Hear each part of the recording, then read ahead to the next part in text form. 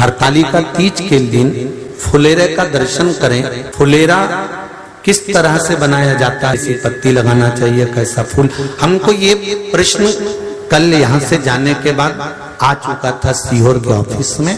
और उसके बाद हमने पंडितों को कहा था कि एक फुलेरा तैयार कर कर रखें और उस फुलेरे का दर्शन सभी को लाइव कराएं, जिससे घर पर या मंदिर में आप शिव जी की जब आराधना करें तो उसके ऊपर फुलेरा बंधा होना चाहिए। जैसे ये शिवलिंग आपने बनाया बालू रेत का, मिट्टी का, जो शिवलिंग का निर्माण करा है, उस शिवलिंग का निर्माण करने के बाद में आपके मध्य में जब आप शिवलिंग बनाते हो घर के अंदर हॉल में या मंदिर में, तो ऊपर कोई कुंडी वगैरह लगी हो, पंखा लगा हो, उस पे से रस्सी बांध कर लेकर आकर इस फुलेरे को इस तरह से शिव जी के ऊपर लटकाया जाता है। इसको फुलेरा कहते हैं। ये भगवान शंकर का अखंड सौभाग्य देने का फुलेरा होता है, जिसको माता पार्वती जी, उमा, कात्यायनी देवियों ने इसका स्मरण किया।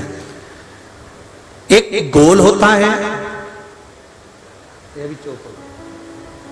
गोल, चौकोर, तिरछा, जिस तरह से भी बनाना हो, पर शिव जी के ऊपर नीचे शंकर भगवान होते हैं। ये थोड़ा ऊंचा, जिससे पूजन भी आराम से हो जाए, इसको ऊंचाई की ओर लगाया जाता है, जिससे भगवान, जैसे अपन जलाधारी लगाते हैं, उसी तरह से इस फुलेरे को लगाया जाता है।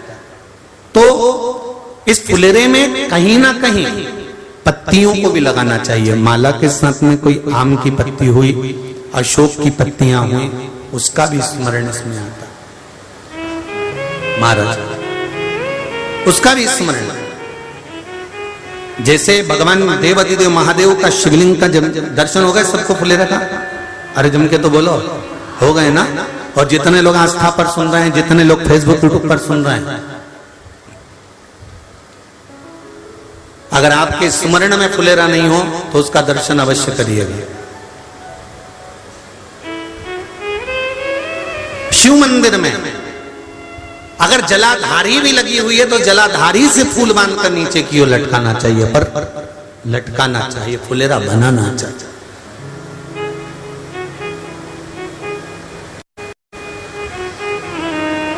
सात फल हैं फुलेरा। कितने फल हैं? 7। ध्यान दीजिएगा। पहला, फुलेरा जो नारी व्रत करती आती है और व्रत कर्म उसका चलता रहता है, उस व्रत कर्म के अंतर्गत मान लो किसी कारणवश बीमारी में, कोई गमी के अंतर, कोई सूतक सावड़ के अंतर्गत अगर नारी पूजन नहीं कर पाती है, पूजन नहीं कर पाई और उसने केवल फुलेरे का दर्शन ही कर लिया, अपने पलंग पर पड़ी पड़ी भी फुलेरे का दर्शन कर लिया है, तो नारी को हरतालिका तीज के व्रत का फल प्राप्त हो जाता है। 7 फल हैं भगवान शंकर के हरतालिका तीज के फुलेरे का। पहला फल व्रत का मूल। दूसरा, यदि कोई नारी आई और उसके संतान नहीं, 10 साल, 8 साल, 5 साल, 6 साल, 7 साल, 12 साल, 15 साल हो गए, उस फुलेरे का मात्र स्मरण कर कर एक पुष्प भी उसने अगर हल्दी कुंकू का लगाकर उस फुलेरे का टच कर कर भगवान शिव के पावन चरणों में रख दिया है और विनती कर कर गई है, तो अगला फुलेरा वो खुद बनवाती है, उसकी गोदी में संतान आ ही जाएगा। अगला फुलेरा वो खुद बनवाएगी, के जाएगी, जीजी अगली बार फुलेरा मेरी तरफ से बनवा देना, मंदिर में फुलेरा मेरी तरफ से लगवाना, अगली बार जब तुम पूजन करो तो फुलेरा मेरी तरफ से बनवाना। ये फुलेरे का मार्ग। तीसरा, महाराज हम कोई दान, गौदान, हरतालिका तीज की किताब है आपके यहाँ, जो लोग पढ़ते होंगे हरतालिका तीज की किताब, उसमें लिखा है ब्राह्मण देव को ये दान देना है, ऐसा दान देना है। अब कोई गरीब है, कोई साधारण है, नहीं है किसी की कैपेसिटी, नहीं दे सकता, तो क्या होता है? तो कहा हम गौदान नहीं कर पाते, हम स्वर्णदान नहीं कर पाते, हम वस्त्रदान नहीं कर पाते, हम मुद्रा दान नहीं कर पाते, हम अन्नदान नहीं कर पाते, हम ये सारे दान अगर नहीं भी कर पाते हैं तो शिव महापुराण की कथा कहती है तीसरा फल फुलेरे का है कि मात्र फुलेरे का दर्शन स्पर्श कर लेने से सारे दानों का पुण्य फल प्राप्त हो जाता है। यह तीसरा फल फुलेरे। अब हरतालिका तीज का फुलेरे का चौथा महत्व है महाराज। चतुर्थ महत्व हरतालिका तीज के फुलेरे का है, जो कुंवारी कन्या हरतालिका व्रत करती है,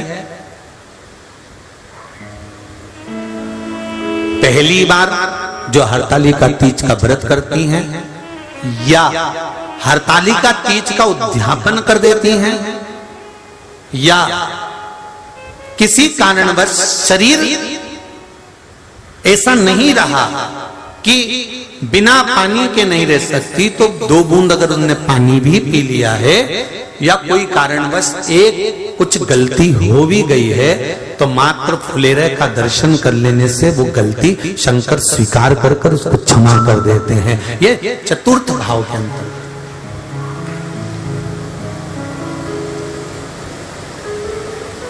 फुलेरे का अगला वर्णन करा गया महाराज शिव तत्व की ओर, शंकर भगवान की ओर। हम ना काशी जा सकते हैं, हम ना सोमनाथ जा सकते हैं, हम ना किसी स्थान पर जाकर एकांत में भगवान शंकर का स्मरण कर सकते हैं। मान लो हमें एकांत में बैठकर शिव की भक्ति करना है, किसी मंदिर में किसी देवालय में जाकर भक्ति करना है, तो फुलेरे का मात्र दर्शन करने से, पूजन स्मरण करने से उस भक्ति का फल भी हमारे खाते में आ जाता है।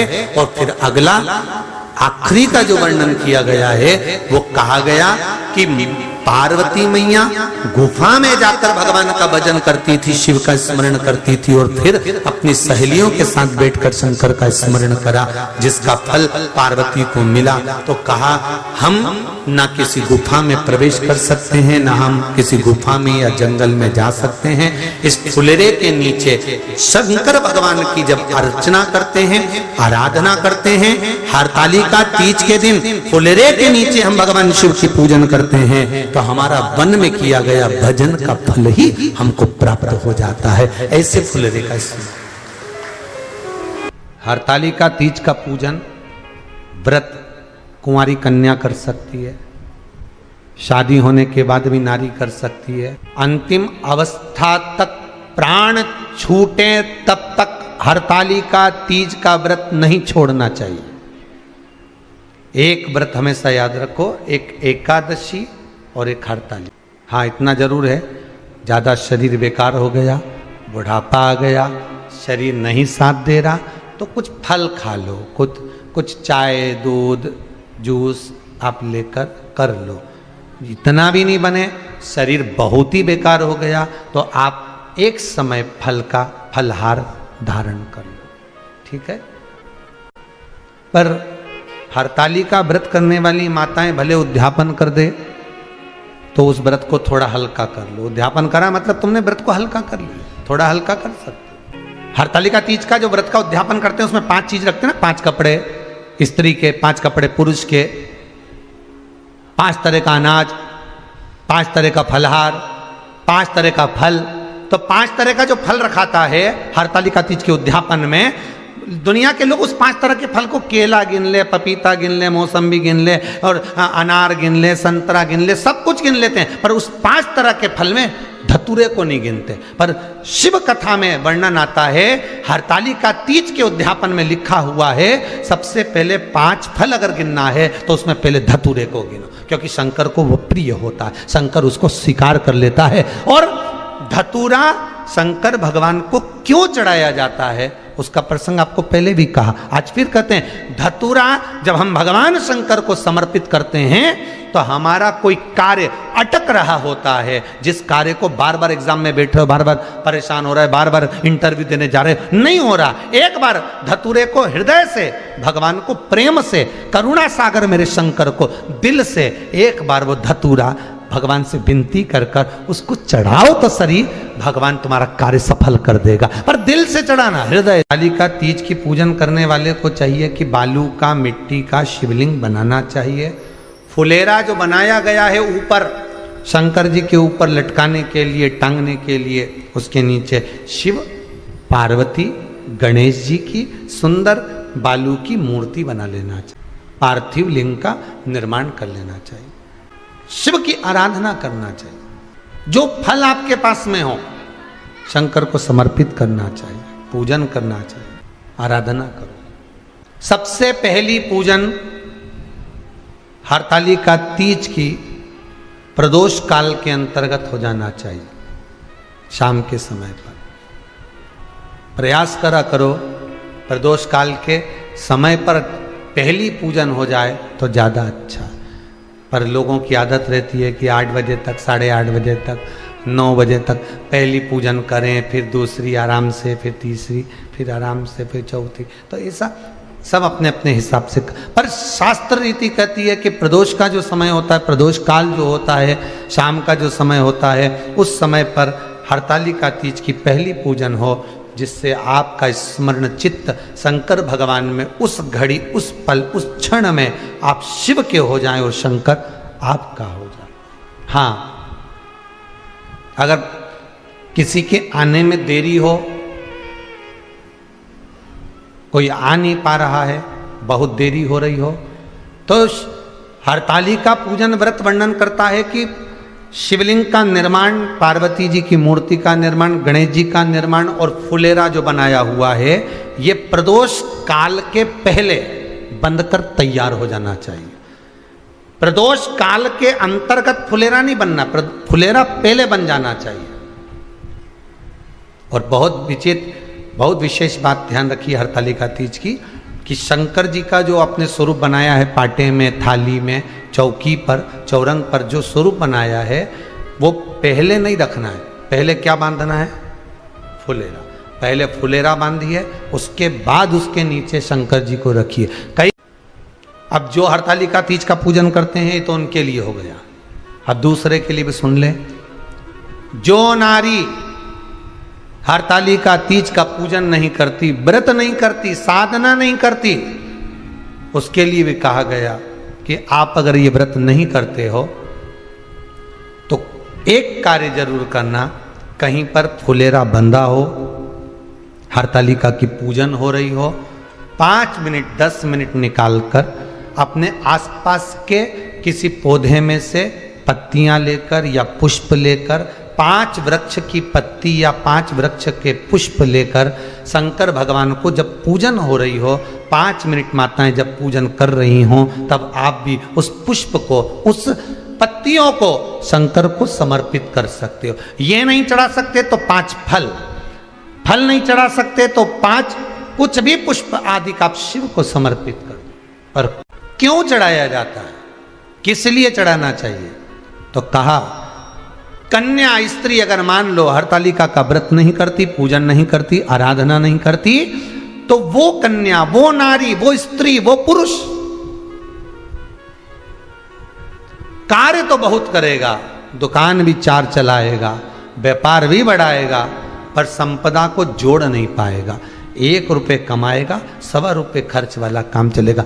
हस्त नक्षत्र में जो तृतीया पड़ती है, हस्त नक्षत्र के अंतर्गत जो तृतीया का महत्व कहा गया है, वो संपदा को बढ़ाती है, मनोकामना को पूर्ण करती है। इस नक्षत्र के अंतर्गत जो तृतीया आती है, वो मनोकामना को पूर्ण कर कर चली जाती है। इसलिए शिव की आराधना के लिए प्रथम मान्य। हस्त नक्षत्र में किया गया दान, हस्त नक्षत्र के अंतर्गत तृतीया के दिन किया गया पुण्य, हस्त नक्षत्र में तृतीया के दिन किया गया श्रृंगार, हस्त नक्षत्र में तृतीया के दिन करा गया अपना सुंदर सिंदूरा, भगवान का आनंद, 5 तरह के वस्त्र, 5 तरह के स्त्री के वस्त्र, पुरुष के वस्त्र, 5 तरह का फल, 5 तरह का अनाज, ब्राह्मण को बुलाकर ब्राह्मणी के साथ आप या तो ब्राह्मण से उद्यापन करवाएं या फिर आप स्वयं भी करते हैं तो शिव को समर्पित करके ब्राह्मण और ब्राह्मणी को भोजन कराकर वो भाग प्रदान करें। यही हरतालिका तीज के उद्यापन का वर्णन आता है। सुंदर भाव से हरतालिका माता आप सभी की मनोकामना पूर्ण करे। हर हर महादेव।